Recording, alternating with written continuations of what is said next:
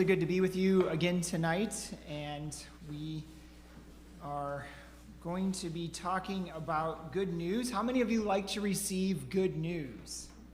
Do you like good news? Yeah, I like good news, right? So we're going to be talking about good news, the good news of Jesus, and the word tonight is evangelizing, and the evangelion, the evangel, means good news. It's the New Testament word, the Greek word for good news.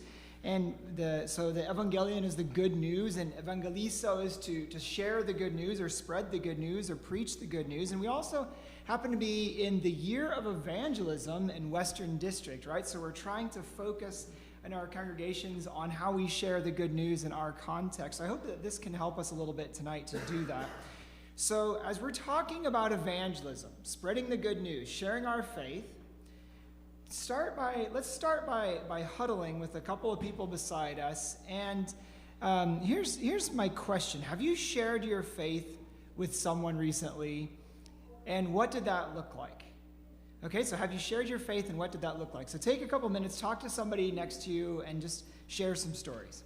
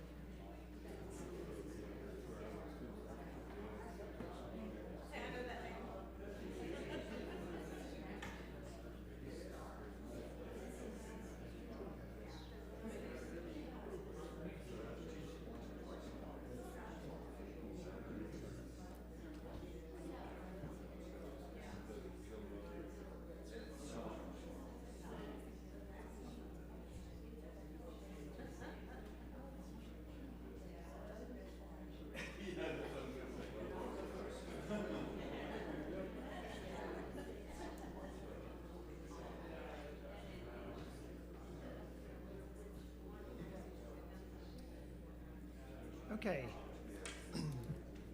So when we think about sharing our faith, we think about evangelism. I think there's a lot of different ways to evangelize. And, like Billy Graham, think about evangelism. Billy Graham passed away a month and a half or so ago, and his method was these huge stadium events, right? He reached a ton of people like that, these stadium revivals. And the Mennonites picked up on that. I mean, maybe some of you remember like the Brunk revivals. And back in the 1950s, a friend of mine said that she thought that was the only way you could become a Christian, was to go to a Brunk revival or something like that. You could do a revival. You could hand out tracts. I don't always know if that's effective or not, although I have to say the Church of God in Christ, the Holderman Church, they do a lot of tract work. They're based out of Mound Ridge. And one time my mother-in-law in Lima, Peru, comes up with this tract in Spanish and says, "Look what I've got." And I flip it over, and it's Church of God in Christ, Mound Ridge, Kansas. And so, they get out there. Somebody picks them up and reads them. So I don't know. But we could do a stadium revival. We could hand out tracts. We could stand in the park and get on a soapbox and preach. But, probably in our rural and small town context, some of those things wouldn't work, or at least we'd have to rethink it a little bit, right? And think about our method for reaching out to people. Now, I have seen real, honest-to-goodness evangelists a couple times in my life. So once we were in Lima, and we were at this little workout area in the park, and there's places to do pull-ups and stuff like that. And there was this guy just going around and kind of talking up, being really, really in your face. And he was also working out, but he'd talk to the other guys that were there working out. And he was just like, "Do you know where you're going to go when you die? Do you know the message of Christ?" Right? And he was just right there in the face. And the other guys are just "Let me pump weights," right? But so he was doing that. Or once, another time, my wife and I were in Seattle, downtown, the Pike Place Market, right, where the flying fish and everything. And we come up there, and there's all these people selling trinkets and paintings of the Seattle skyline. And there are evangelists walking around, people handing out tracts and stuff. And so we come up there, and this is early on in my ministry, and we come up there, and we're just doing the touristy thing, and this big guy comes up to us, and he goes, "Do you know the saving message of Jesus Christ? Do you accept Jesus as your Lord and Savior?" And I was, this earnest young pastor, and I had this cross that I was wearing underneath my vest, and I zipped open my vest and showed my cross. It's like Superman, yeah. And I say, "Oh, yes, I do, and not only that, I'm a pastor." He kind of looks at me, goes, "You better be."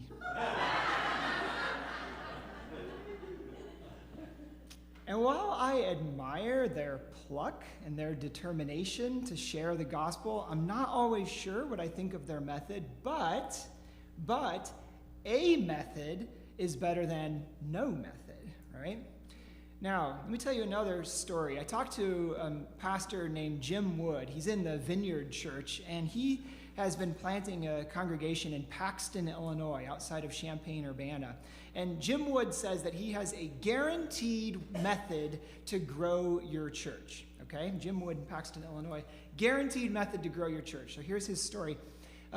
When they were first starting to plant the church, he was working as a substitute teacher in the community. And one night, it was Christmas or the day after Christmas, something like that. One night, he was playing with his daughters on the floor by the TV, and his wife walks into the room and goes, "Who's that man standing over there in a ski mask?" And he turns around, and there's a man standing over there in a ski mask in the hallway of his house. And he jumps up and says, "Who are you, and what are you doing here?" And the man pulls out a knife. This is a true story. This is not a pastor's story. And the man pulls out a knife. And so Jim Wood goes and kind of is struggling with this man, trying to wrestle him down, and the guy's kind of cutting at him, and he gets him wrestled down, and his wife comes and is kind of beating on him, and the guy pulls up the knife to jab it down at Pastor Wood, and the knife breaks apart in his hand. The handle falls off somehow, and the blade falls down. And they get him pinned down, call the police. Police show up. The news reporters come after them, and they're all interviewing Pastor, who is saved by a miraculous event, and the knife falls apart. And the next Sunday, his church was packed. Now, it didn't last, but he says that's a guaranteed way to grow your church. This is a true story. If you Google it, Jim Wood, Paxton, Illinois, you'll find the news reports. But anyway, I don't come here tonight with any kind of guaranteed way to grow the church or any kind of perfect method to share our faith, but I'm convinced that this method in the rural church, strategy and technique, will not get us where we need to go, and that what we need most is the ancient treasures of the gospel. And Jesus talked about the stewards who are trained for the kingdom of God. And he says they bring out from the storehouse what is old and what is new. And I think that's what we've got to do. We go back to the source, go back to Jesus, go back to the scriptures, and bring out those treasures, what is old and what is new. And we're going to spend some time tonight looking at a few of the challenges to sharing our faith, but then also working our way through what for me is one of the most important passages, which is from 1 Peter chapter 3, one of the most important passages on sharing faith. I may have mentioned this before, but I talked to one pastor of a congregation that was really growing and thriving, a rural church, and I said, So what advice do you have for someone who's getting into ministry in a rural place? And the phone got silent. Maybe I told you this story, I don't know. The phone got silent, and he said, assume nothing. And I like that, because I think when we're talking about evangelism in particular, it's important to remember, assume nothing. Don't assume that everyone has heard this story, that everyone is already a believer, that people are not interested, that the church can't grow in a rural community. Assume nothing. Now, when we talk about evangelism, sharing the good news, I'm convinced that what matters most is not a one-off event. So it's not about this technique, but I think it's a way of life that looks for opportunities to connect people to Jesus and to the church. And I think in our small towns and in our rural communities, it's going to be all about relationships. And that might be the common theme that we see through every one of our nights together. It's all about relationships. Now, I think there's a couple of challenges that are particular challenges to mission and evangelism in the rural church. And some of these things we've talked about already. But first off, there's structure in rural communities. There are ties that bind people together. And there are ways that we don't always know how people are bound together, right? Like, we don't always know that my grandpa and your grandpa had a fight over some corner of land, and there's just no way that I'm going to ever come to your church. But you won't know that, and no one will tell you that, right? It's these stories, and they're at least new to pastors who come into town, but there's structure, right? There are things that sometimes prevent people from being able to respond to the gospel. Structure can be very positive, but there's structure in rural communities that sometimes it plays the role of an obstacle. And there are lots of deep relationships, right? There's that sense in rural communities that we know people and they know us, and we fit into all of this. And the question really, when we're talking about the good news, is are you one of us, right? Are you part of this world, or are you an outsider coming in? Now, a gentleman named Micah White, who is not a pastor, I don't even know if he is a believer, but he did something interesting. Micah White, he's an activist, and he moved to small town Nehalem, Oregon, population 285, and he had this vision. He said he wanted to kind of push and advocate for a certain brand of politics. And he said, we've got to stop trying to just win elections at the presidential level. We got to change things from the bottom up. So he set out to live that out. And he went to Nehalem, Oregon, and he, population 285, moved into town, and he ran for mayor.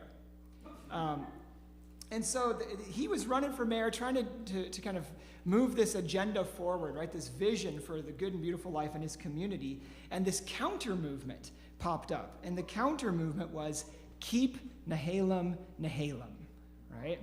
And so if you kind of hear the subtext, it's sort of like, are you really one of us, right? Keep Nehalem, Nehalem. And, there's probably a lot of stuff going on there, because Mr. White, it was a mostly white community, and Micah White is not white. So there could have been some other stuff going on there too, right? That kind of comes into play. But I think just that basic idea that in a small town, right, people have this sense of like, we know each other. Are you part of us, right? And I think that comes into play when we think of evangelism too, and spreading the good news of Jesus. And also a history of loss. In some communities, there's that sense of marginalization and loss. And so I think we really have to be able to speak to hope, to approach people with good news, to remind people that whatever is happening in our community, whatever the ag economy is doing or whatever, that our hope lies beyond the horizons of our current situation. So I think there's a couple of challenges there. And I'm going to suggest some ways we address those, but do those challenges make sense? Like, are you kind of following me on this so far? Yeah. Okay. So, Peter, the follower of Jesus, he writes about believers sharing their faith. And when he writes about that, in 1 Peter 3, 15 to 17, he talks about being ready to share your faith, to share your hope. And it comes out of his own experience. So Peter, if you remember, one of his transformational encounters with Jesus was in Matthew 4:19, where Jesus says, "Follow me and I will make you fish for people," right? Or I'll make you a fisher of men, right, in the old translation. So follow me and I will make you fish for people, or make you a fisher of men. And if you think about that, Jesus doesn't just say, "Follow me." He says, "Follow me and I will make you fish for people." So this walk with Jesus, this life of discipleship, includes fishing, right? Fishing for people. And so here's what I just want to lay on your hearts, that evangelism is not an evangelical thing. It's not a Baptist thing. It's not a Mennonite Brethren thing. Somebody said that to me once. Isn't that a Mennonite Brethren thing? I said, it's not a Mennonite Brethren thing. It is a Jesus thing, right? And that Christian discipleship, following Jesus, includes gathering. It includes fishing for people. All right, so here's what Peter says in 1 Peter 3, 15 to 16. It's in the New Living Translation. And I'll read it, and then I'm going to ask you to just talk again in your huddles. What does it look like what does sharing faith look like in that passage? So here's what it says. "You must worship Christ as Lord of your life, and if someone asks you about your hope as a believer, always be ready to explain it. But do this in a gentle and respectful way. Keep your conscience clear. Then, if people speak against you, they will be ashamed when they see what a good life you live because you belong to Christ." All right, so talk about that with people next to you. What does sharing faith look like in that passage?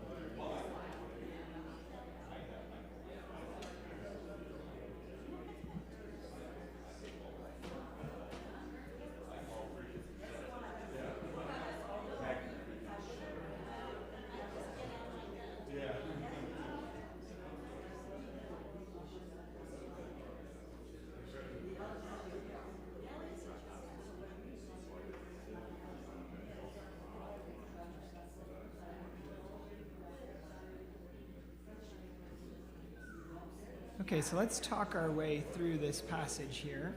1 Peter 3.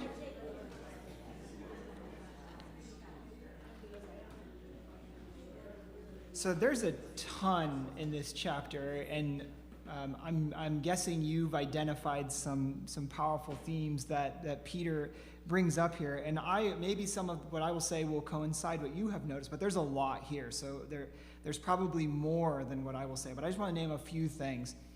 The first piece that I see that Peter says here, he says, worship Christ as Lord of your life. And that's where he begins, right? So I think this is where we have to begin too. We got to make Christ Lord of our life. We got to be worshiping him. And so it starts with Christ, right? We have to have that relationship with him. Christ has to be present in us, shining through us. We cannot share what we don't have. And so this means that we are people who are praying, who are worshiping, and who are actively living the life of discipleship. And this is the first stage, the first step. And I think a lot of us can kind of get stuck at this stage because our lives have to be giving off that air of Christ-likeness so that people will take notice. But that could be kind of intimidating, right? Because most of us aren't that good. Most of us aren't necessarily that Christ-like. Most of us don't have that gospel-ish air.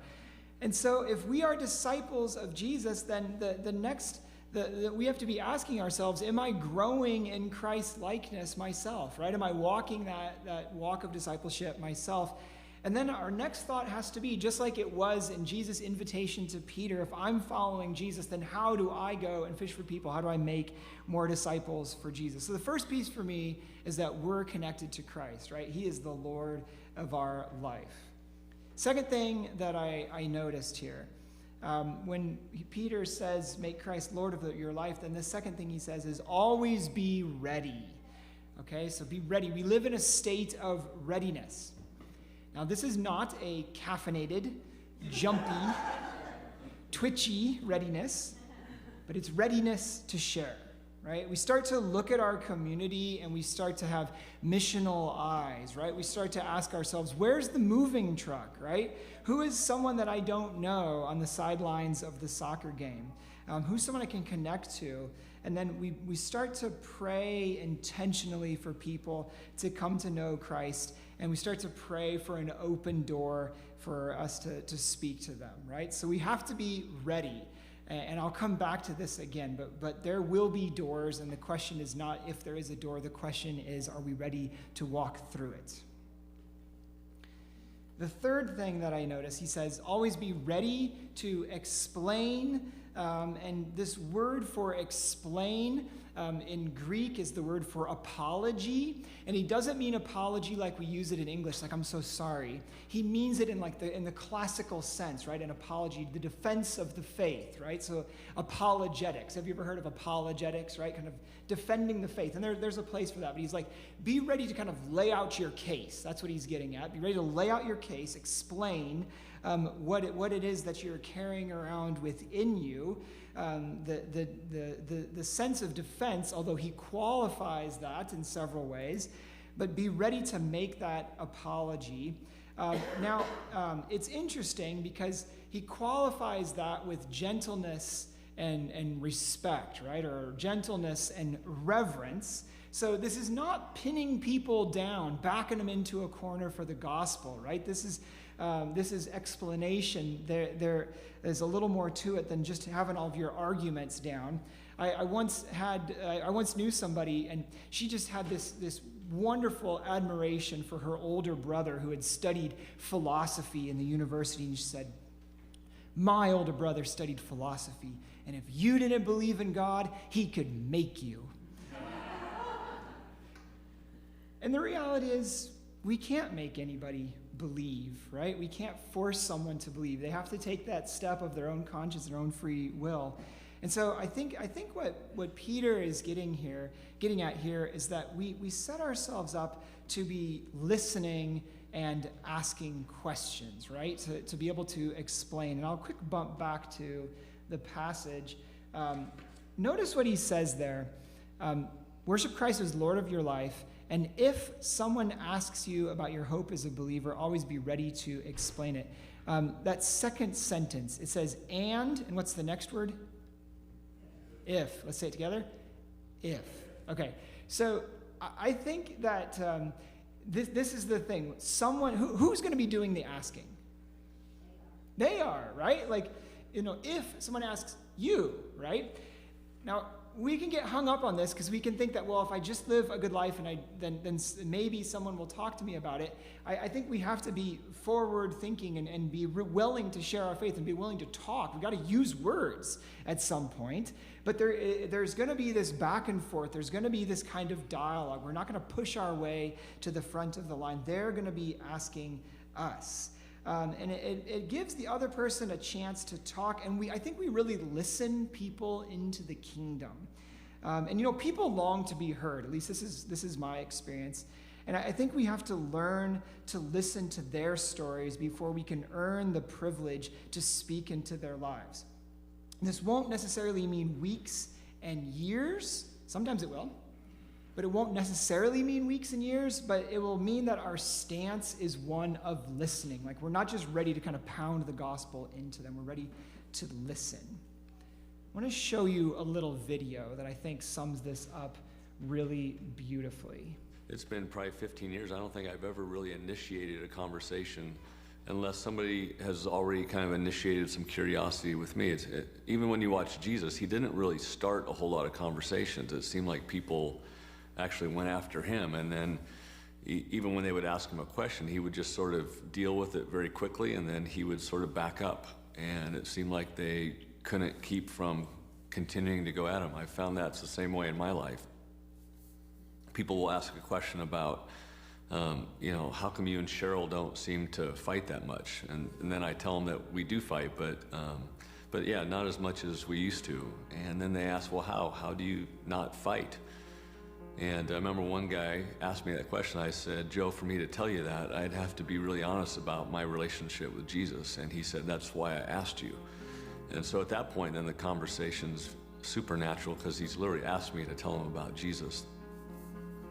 A few months ago, I had a party at my house, and we had a neighbor that was my wife's real estate agent, kind of head broker at her office, and just a lot of friends hanging around. Some of his friends, some folks that were part of our church, just kind of mingling together really well. And Matt came over, and he just said, hey, Barry and I, that's his wife, were talking the other night, and we just talked about how we don't have a whole lot to offer our kids. His kids were now, I think, 6, 7, and 8, and they must have been bringing up conversations about God, and he just said, I realized that I have nothing to offer them. And actually goes, I think I might be spiritually bankrupt.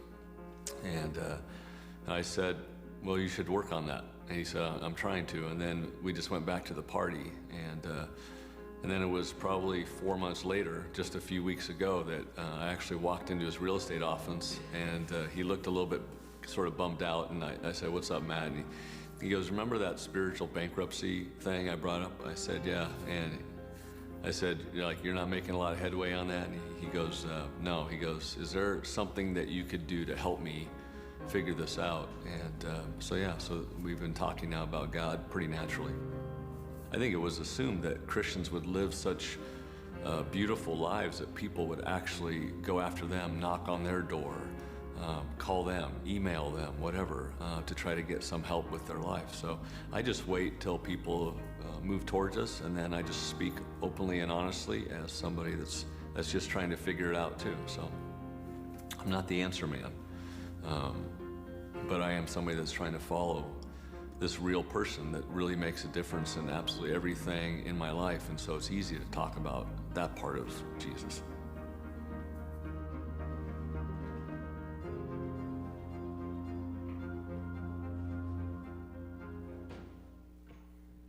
You like that? So listening, right? Being present to people's stories and relating to people.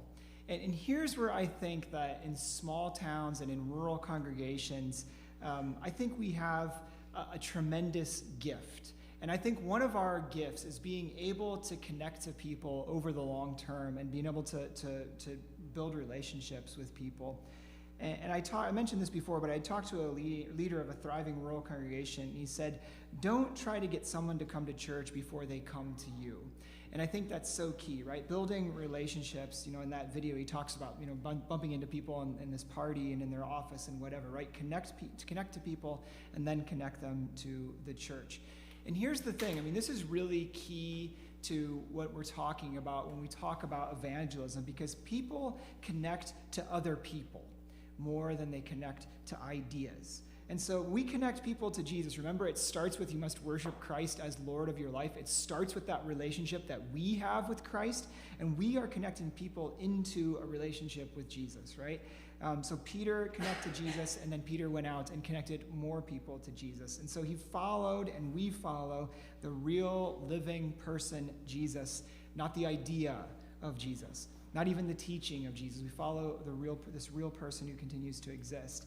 The gospel is a good relationship, not a good idea. Now, some ways that I approach this, and that I think are can be fruitful ways to approach evangelism. I usually it's usually for me a question, and try to be able to listen and ask questions. So say things like, is faith part of your life? Or is church part of your life? Or do you connect to a church? Something like that. Or how are you feeling about life? Are you hopeful for the future? Right? And just talk to people about whatever. But then sometimes those questions can come in. And a while back, there was a gentleman in our community who kind of had a tangential relationship to our church, and this gentleman in our community got in an accident, and I ended up talking to him on the phone, and I was like, listen, where are you at? Because when you get in an accident like that, your car was totally smashed. When you get in an accident like that and you survive, it really kind of makes a person take stock of their life and ask, what would have happened if you wouldn't have got out of that alive, right? So God gave you a second chance, and I said to him, I just hope that you'll take that opportunity to get right with God and get right with anybody else that you need to, and so that when that day comes, and it comes for all of us, to be ready to walk across that threshold with joy. So I said something like that to him, right? It's just, that moment, that was his story, his life, and just speaking the gospel into that story, right? Well, what's next? What kind of, you have these moments that shake you down to your core. What's next? So for me, it's often about asking questions, right? The other thing that we noticed in what Peter said is that we speak of hope, right? So Peter said, always be ready to explain the hope that is within you. And we're talking about sharing our faith and sharing the good news, but Peter actually says, be ready to share the hope, right? So it's not our dogmatics, it's not our system of belief, it's not even exactly our faith, although our faith comes into it. It's first and foremost our hope. And he says, be ready to share the hope that is within you, right? And whose hope is it? It is your hope, right? So be ready to share the faith that is the hope that is within you.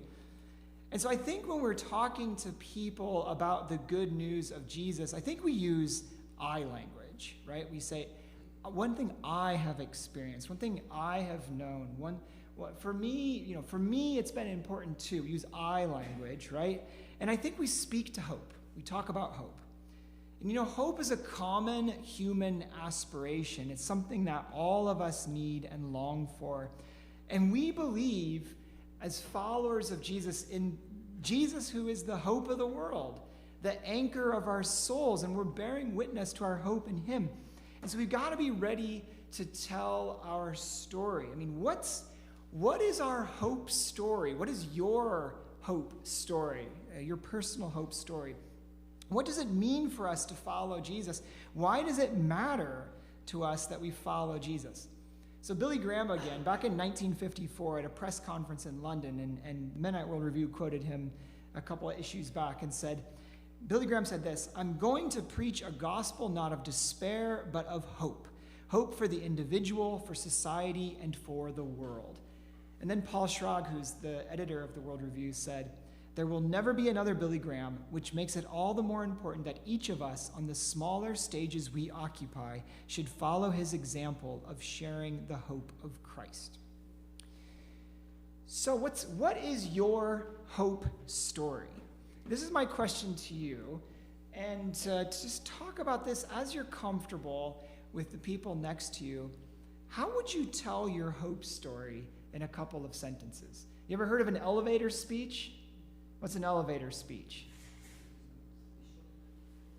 Yeah, you're in the elevator ride with the big boss or something, and you want to make the pitch, right? Like why you should get the job or who you are or whatever. What's your elevator speech? So what's your elevator speech for hope? You just get a moment, and how do you share that with someone in just a couple of sentences? So talk about this in your group. What's your hope story? So for me, my hope is to live a life that counts for something, right? A life that matters. And it may sound old-fashioned, but I think that Jesus is the very best way to live that kind of life. That's my hope story. So what's your hope story? How do you share that in just a couple sentences?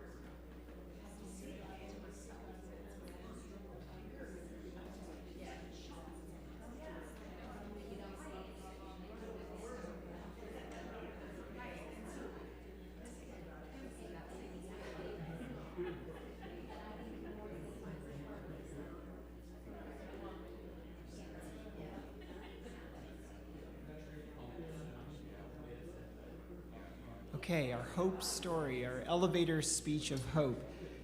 And Peter says, be ready to share the hope that is within you. And he says, do it in a gentle and respectful way, or what another translation says, be gentle and reverent, right? When you're sharing that, I like that quite a lot. We aren't trying to wrestle people down for Christ. We are sharing our hope with them in gentleness and reverence. And so Peter at the very end says, keep your consciences clear. Keep them clear in Christ. And I think he's writing into a context where Christians can suffer persecution because of their faith. But at the very least, I think that it helps us remember we might not suffer that overt persecution, but we may suffer rejection when we speak about our faith, as we want to keep our consciences clear in Christ, not lose hope because of rejection or suffering. And I think, when we talk about our faith, we are putting a very sensitive part of us out there.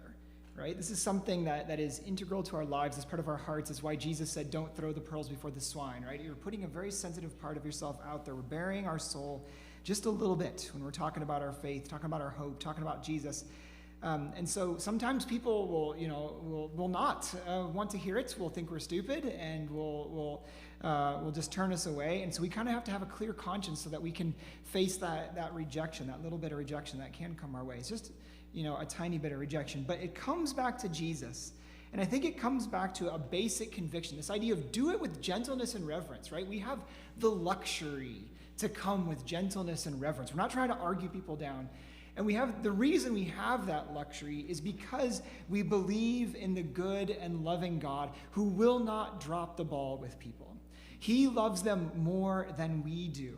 And he will be opening up doors in their lives, sending people into their lives. He will be looking for ways for them to hear the saving message and for them to be in a position where they can respond to that. That's going to be his grace working on their lives. And I'm convinced that he's always working on everyone in some way.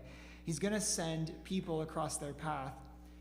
Sometimes that person is going to be us. We've got to be ready to talk, because there are no second chances most of the time on these things. And when people are in that moment, when people are asking us about our faith, when that door opens up and it's this sacred moment, we have to be ready to talk. We have to be ready to share. Now, the Apostle Paul, in his letter to the Colossians, he said that he asked the Colossians, pray that a door would open for me to share the word. So Colossians 4:3. And when that door opens, we have got to be ready to walk through it. And here's the thing, we don't get to pick the time. And I'm convinced that there are doors opening up all the time and that we fail to spot them, or we don't have the courage to walk through them. But there will be doors. Now, I will encourage you with a story of how I have failed. So, you're not recording this part, right? No.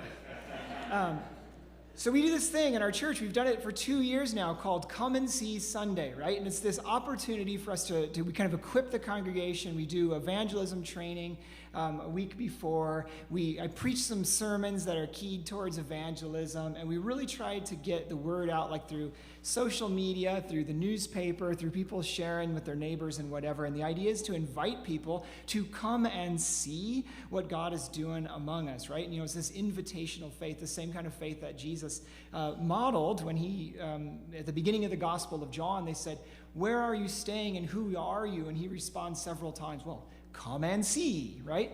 So we do Come and See Sunday, right? And this is not the whole of our strategy to reach out. This is not the whole of the way that we try to connect with people in the community, but it's one little piece of it, Come and See Sunday. And so here I am, and I'm sitting in the little cafe that we used to have in Moundridge, and I'm drinking my coffee. I just put myself out there waiting for God to open up some doors. And these out-of-town folks come in, and I know they're out of town because I have never seen them before. Out-of-towners come in, and I'm guessing they're probably from the local drug and alcohol rehab facility. And they're coming in, and they're getting their coffee, and they say to the lady across the counter, they say, this is Come and See Sunday weekend, they say to her, is there anything going on this weekend? Because we sure are bored and would like to do something this weekend. And I'm just like, sipping my coffee. And they're like, I mean, is there any events going on? Like anything that we could go to? Just sipping my coffee, right? And so then I'm like, all right, God, open up a door for me. So I get up with my empty coffee cup and I like walk over there by them and like set the coffee cup where you return them. Nobody says anything to me. So I go back to get my backpack and I leave. I failed, right? I'm waiting for the door to open, but folks, the door was right there, right? Like they were saying, is there anything going on? Come and see Sunday weekend. And I didn't say anything. I was too nervous, too afraid, something like that. And I have lots of these stories, actually, lots of times of failure. But I'm convinced part of the reason I tell you this is because I think that there's doors opening up all around us, and I am not always ready to walk through them. And I'm guessing that there's doors opening up for all of us, and we've got to be ready to go through them. Now, I don't always fail. And don't tell anybody that I didn't invite these folks to come and see Sunday. We'll just keep that to ourselves, right? No, I'm playing with you. But I don't always fail. So I was up in Beatrice, Nebraska a couple of months ago, and doing conferences on the rural church, right? They invited me up there to do that, and so I'm going to do a conference on evangelism. And I walk out the front door of the hotel where I'm staying, and I pause for a second, and the guy at the front desk goes, "You look caffeinated." And I go, just getting up for the game, man. I'm just ready to go here. And I'm like, I'm doing this conference on the church, but I didn't have time to stay, so I walk out and I go and I do my conference on evangelism, and I come back, and he's still there. He's like, "How did it go?" And so I'm like, let's talk about it. So I sit down, and we enter into this conversation for an hour at like 9:30 to 10:30 at night about faith and following Jesus and what it means. And I invite him to the Beatrice Mennonite churches and whatever, right? We just talk about faith, right? There it was, the door opens, open your mouth. Or a long time ago, I was getting ready to go. I set up a time to play Frisbee golf with a young guy that had been connecting to our congregation, and wanted just to have a chance to spend some time with him and connect a little bit more with him. And he's good at Frisbee golf. I am not. But we were going to go together to do that. And so I go down there to the Frisbee golf course, and I notice that he's not alone. There's a couple of other guys, and I'm like, oh man, we're not going to get our chance to talk together. And so I get there, and these couple other guys, he says, they were here to play. Hope you don't mind, I just invited them. And I was like, secretly thinking to myself, well, I wish they weren't here. No, but we won't get to. There goes my plan, right? There goes my plan to talk to him. But so I start kind of just like we start this conversation. These other guys, right? Start kind of looking at them with missional eyes. Kind of just they're out of towners again, also connected to the addiction treatment facility, and I'm just kind of listening to their story. And I'm wearing this West Zion T-shirt that has Acts 2:42 on the back. And Acts 2:42 says they devoted themselves to the apostles' teaching, to the breaking of bread, and to fellowship, and to the prayers. And he notices my T-shirt on the ninth hole, the last hole, the ninth basket. And he looks at my T-shirt, and he goes, "Hey, check this out. This guy, this new guy that I had just met, goes, check this out." Kind of leans over, pulls up his pant leg, and I'm like, "Yes?" And he's like, "Huh?" And I see that on his leg, he's got the word koinonia, koinonia written in perfect Greek with the accents and everything. And koinonia is tattooed on his leg, and that is the word for fellowship or for communion, right? And so he's seeing that on my shirt, and he's pointing that out. And here's a little door that just opens up, and I go, "Brother, in the name of Jesus, be well, be healed, so that you can go back and live the life that God has given you." And he just kind of freezes, and he goes, "Man, when the other guys hear how this went, they're going to wish they would have come too." So that's not me, right? Like that's Jesus showing up in that moment and just having the courage to take one tiny little step of faith and to walk into that and to meet people with the gospel where they're at, right? The doors will open. Now, at the same time, I think we have to release outcomes to God. We are not in control of how people respond and what people do with the message that we share. We aren't in control of the outcome of our church. And so sometimes people won't respond. Sometimes they'll reject us. Sometimes churches will die. A pastor I got to know, Daniel Wade, in Formosa, Kansas, he says this: as long as there are people here, and he's in a little tiny town, he says, as long as there are people here, there's work to do. And so our work ultimately becomes an offering to God. And we don't have control over the outcomes, and in our small towns there are sometimes hidden structures, hidden reasons that will prevent people from responding to our invitations. We can't even always tell what it means to talk about success. Author Tim Suttle says that success is a term that is above our pay grade. We can't define it. So we often just don't know what's going on around us, and we can't be in control of the outcomes.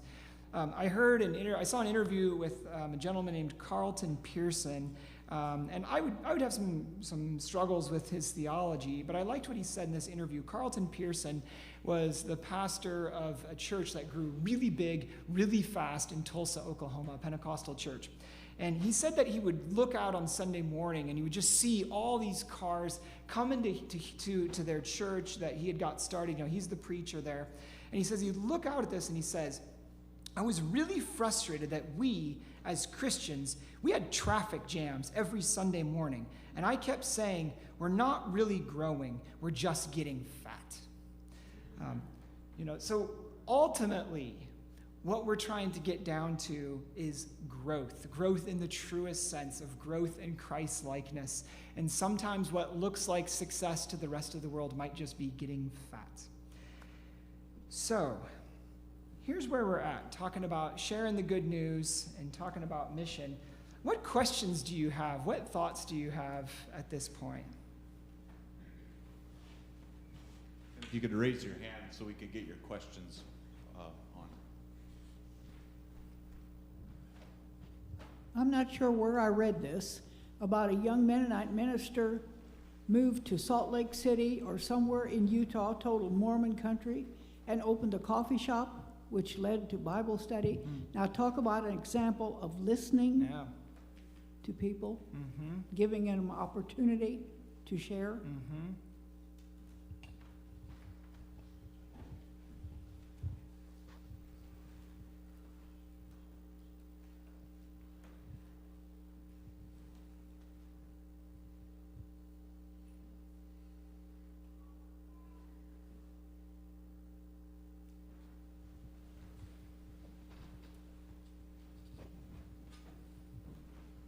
I think that in our small communities, we think that because we've had churches around forever that everybody knows Jesus or everybody's churched.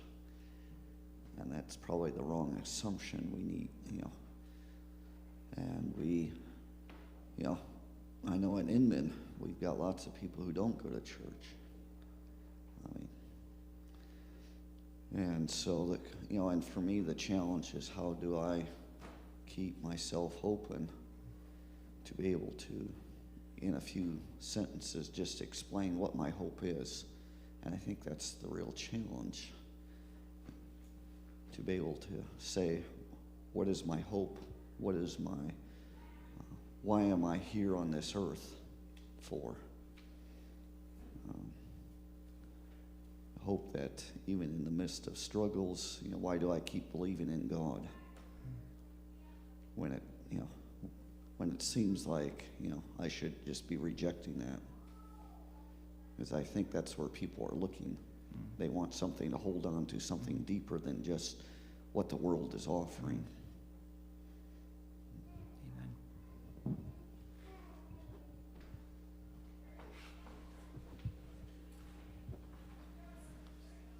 I'm not sure I would be able to put in 2 sentences what my hope is. So I'm going to think about that for a while.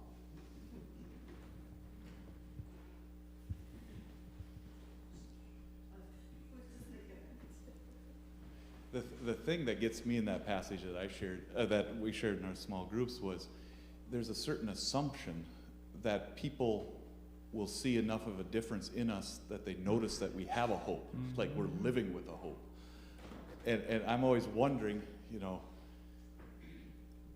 do I look weird enough that people are going to ask, what's wrong with him? What's wrong with you? Why, you know, like Eric said, why are you still sticking to it? Mm-hmm.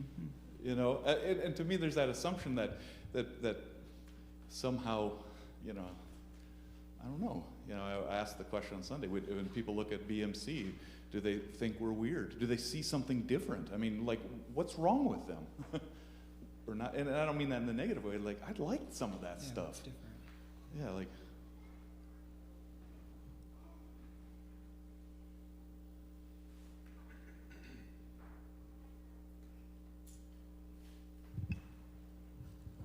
I sometimes wonder, you know, what is it that draws people together to form gangs?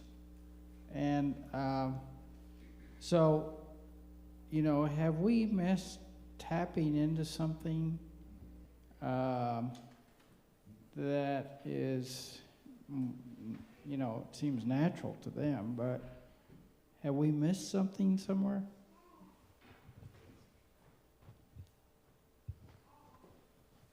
Yeah, I mean, what is it? That sense of common purpose, right? That sense of being united in something, of being brothers and sisters in something bigger. I mean, I think people are looking for that.